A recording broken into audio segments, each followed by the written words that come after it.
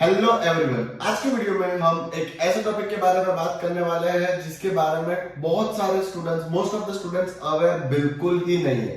The topic is ये पूरा एक सर्कल चल रहा है, पूरा एक साइकिल चल रहा है, ठीक है। इसको इमोशनल साइकिल भी बोल सकते हो या फिर इसको प्रेशर साइकिल बोल सकते हो, ठीक है। The reality. हेलो एवरीवन, मेरा नाम है Privesh.A.Chauhan and I am the co-founder of INDO-GERMAN education igniting the brightest future.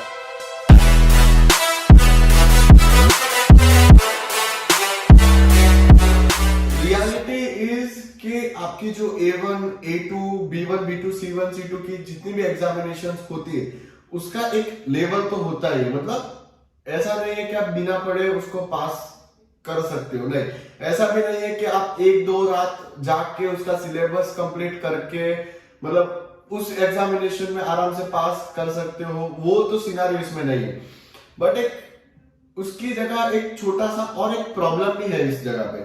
सी, आप खुद ही एक चीज ट्राई करना, आपके जो भी दोस्त हो या कोई सीनियर हो जिन्होंने पहले A1 A2 का एग्जामिनेशन दे रखा है, उनसे पूछना कि क्या उन्होंने जो बड़ी बड़ी बुक्स की थी या फिर जो इंस्टीट्यूट्स ने बहुत सारा मतलब पूरा भर भर के ग्रामर वगैरह करवाया था, उसमें से कितना ग्रामर या कितना उस बुक्स में से कितनी चीजें आई, उन्हें पूछना ये सवाल। और उन्हें एक चीज बोला कि ऑनेस्टली ये आंसर देना कि आपने जहां पे मेहनत करी थी वो एग्जैक्टली क्या उसमें से क्वेश्चंस आए थे एग्जामिनेशन में, क्या आपकी जो भी A1 A2 की एग्जामिनेशन होती है उसमें क्या वो क्वेश्चंस आए थे, उनको जस्ट ये पूछना। And I can bet on it उनका एक ही आंसर रहेगा नहीं। I can bet on it उनका एक आंसर रहेगा नहीं कि जो एक बबल क्रिएट करा रखा था कि A1 का ग्रामर ये उसमें से वो सब नहीं आया। मतलब आता है, एक अच्छा खासा पार्ट आता है, बट जितना भी इतनी सारी चीजें जो सिखाई जाती वो नहीं आती।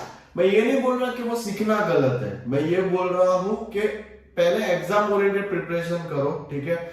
एटलीस्ट एग्जाम में 80% आ सके, ठीक है, उतना प्रिपरेशन करो। वो टॉपिक्स को अनछुआ नहीं छोड़ना है, उस टॉपिक्स को भी देखना है, उन टॉपिक्स को भी खत्म करना है। और खत्म इन द सेंस ऐसा करना है कि वो टॉपिक्स आपको आ जाए, अच्छे से आ जाए। बट पहले एग्जाम ओरिएंटेड प्रिपरेशन करो। सी, होता ही है कि चलो राइटिंग पार्ट की बात कर रहे हैं तो राइटिंग में कुछ गिने चुने सेंटेंसेस आपको बनाने होते हैं, ठीक है। जो भी ईमेल राइटिंग हो गया, ठीक है, या लेटर राइटिंग बोल सकते हैं, कुछ स्टूडेंट उसको लेटर राइटिंग बोल देते हैं।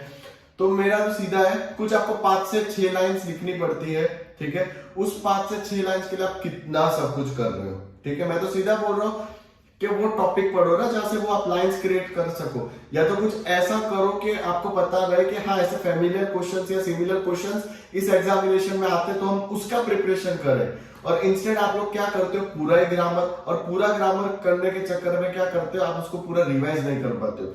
सी, एक चीज है कि 1 book 1 tutor and multiple revision होना चाहिए अगर आपको किसी भी एग्जामिनेशन में अच्छा स्कोर करना है। और वर्स्ट रियलिटी इज आप क्या करते हो, कंप्लीट रिवीजन ही नहीं कर पाते हो। क्यों? उस बबल की वजह से। वो बबल इतना बड़ा हो जाता है आपके पास कि आप एक बार तो कोर्स कंप्लीट किया, बट आप रिवाइज कब करोगे उसको? और रिवाइज करने के चक्कर में, चलो मैं मानता हूं कि 2 बार आपने उसको रिवाइज भी कर दिया, बट सेंटेंस फॉर्मेशन, राइटिंग के सेंटेंस फॉर्मेशन वो कब होगा? वोकैबुलरी वाला पार्ट, वोकैबुलरी पे एक अलग से पूरा प्रोसीजर लगता है। प्रोसीजर इन द सेंस, मेरा यहाँ पे कहने का मतलब ये है कि वोकैबुलरी पे, सिर्फ वोकैबुलरी पे टाइम ज्यादा दो। पहले वोकैबुलरी पे टाइम देना चाहिए। कोई वो जो आपको सिखाता रहे कि आप यहाँ पे प्रोनाउंसिएशन में मिस्टेक कर रहे हो या ये स्पेलिंग मिस्टेक कर रहे हो, ठीक है।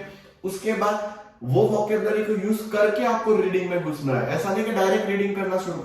अरे मेरा कहने का मतलब ये है कि आपके पास जर्मन वर्ड्स ही नहीं होंगे आपकी दिमाग की डिक्शनरी में, तो आप रीडिंग कहां से करोगे? और होता ये है कि पहले से शुरू से ही वो बड़ी बड़ी बुक्स के लंबे लंबे टेक्स्ट पढ़ाने शुरू हो जाते हैं, उनको अंडरलाइन करवाना, इसका ये मीनिंग। अरे बट पहले वर्ड्स देखो, वर्ड्स में से वो करो, ठीक है। ये एक प्रोसेस एप्लीकेशन करो। मैं बोलता हूँ सिर्फ 3 दिन ये प्रोसेस एप्लीकेशन करो। पहले वर्ड्स देखो, ठीक है, वोकैबुलरी में से ये वर्ड्स देखो। और अगर इनकेस आपको नहीं पता कि वो वर्ड्स कहां से मिलेंगे, तो हमारा खुद के उसके हम लोगों ने प्लेलिस्ट क्रिएट कर रहे हैं। ऑलमोस्ट 7 to 8 चैप्टर्स ऑलरेडी डल रखे हैं, आने वाले टाइम में बहुत सारे चैप्टर्स डल जाएंगे, तो वो देखो, वहां से वोकैबुलरी उठाओ, ठीक है। वोकेबलरी करो और फिर वो रीडिंग का पैसेज करो। आपको एटलीस्ट पता होगा कि हाँ ये वर्ड तो मैंने पढ़ा था और ये इसमें आया तो मैं इसको सॉल्व कर सकता हूँ, वो स्ट्रेटेजी अप्लाई करो।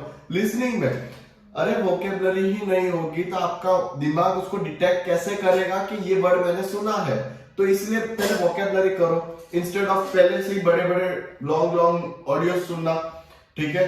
तो ये स्ट्रेटेजी अप्लाई करो। राइटिंग में सेंटेंस वोकेबलरी यूज करने के बाद सेंटेंस फॉर्मेशन में लगाओ अपना टाइम, कौन मना बोलता है। बहुत सब कुछ पूरा ग्रामर को ऐसा बबल क्रिएट मत करो।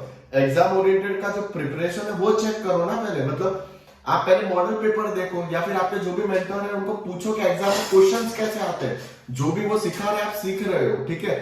मैं नहीं बोल रहा कि कोई गलत सिखा रहा है, मैं ये नहीं बोल रहा हूं। मेरा कहने का मतलब ये है कि पहले सैंपल पेपर तो देखो, सैंपल पेपर में एग्जैक्टली क्या क्वेश्चंस आते हैं, किस टाइप के क्वेश्चंस आ रहे हैं, उस क्वेश्चंस को उसमें डालो ना। मतलब आप जो भी सीख रहे हो वो ऐसा सीखो कि हाँ वो कहीं ना कहीं उस क्वेश्चन के सॉल्यूशंस में अप्लाई हो, तभी तो आपके 80% आएंगे। अब ये समझो, पूरा सब कुछ करने की जरूरत नहीं है स्टार्टिंग में। मैं ये नहीं बोल रहा कि मत करो, वो भी करना है, बट पहले एग्जाम प्रिपरेशन खत्म करो, ठीक है। हम लोग, मेरा तो सीधा रहता, मैं एक ही चीज में मानता हूँ, 1 book 1 tutor and multiple revisions. और हम लोग हमारे स्टूडेंट्स को minimum two minimum 5 times revision करवा देते हैं, और इतना बड़ा बबल करने की जरूरत ही नहीं है। वो हैंडमेड नोट्स बना दिए उसके लिए, आप खुद अपने हैंडमेड नोट्स बनाओ, ठीक है।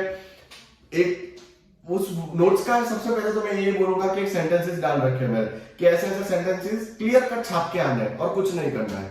क्लियर कट छाप के आओ, नहीं रॉन्ग दे सकते। आपके जो भी एग्जामिनर होंगे, जो भी इंसान आपका पेपर चेक करने वाला है, वो रॉन्ग दे ही नहीं सकता, ठीक है, क्योंकि एक एक्सपर्ट ने ऑलरेडी वो पेपर्स, वो जो नोट्स है उसको चेक किए, तो कहां से कोई रॉन्ग दे पाएगा, ठीक है। तो मेरा कहने का मतलब है आप खुद भी ऐसे नोट्स बनाओ, खुद भी ऐसे सेंटेंसेस बनाओ, ठीक है, जो आप उस पेपर में राइटिंग वाले पार्ट में लिख सको। स्पीकिंग की बात करूं तो स्पीकिंग में गिना चुना मटेरियल आता है भाई। गिन के कुछ क्वेश्चंस होते हैं जो बार बार पूछे जाते हैं, वो वर्ड्स जिसके ऊपर आपको क्वेश्चंस बनाने, तो क्वेश्चंस पहले से डेवलप करना शुरू कर दो। वही क्वेश्चंस का स्पीकिंग प्रैक्टिस करो। वही इंट्रोडक्शन स्टार्टिंग में, तो इंट्रोडक्शन की हम लोग तो 25 से 30 बार स्टूडेंट को वही करवा देते हैं कि एटलीस्ट इतना बैठ जाके पोपट की तरह बोल के आए। आप लोग खुद भी वही अप्लाई करो ना। जरूरी नहीं है कि उतना बड़ा बबल, इतना बड़ा प्रेशर का इतना बड़ा मटका लेके घूमो।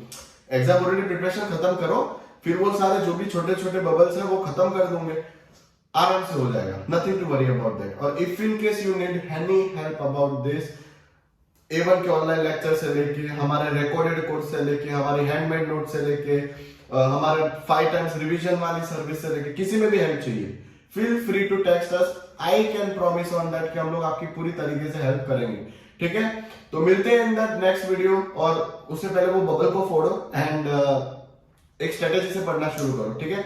तो मिलते हैं in the next video. Till then see you guys, जय हिंद एंड यू।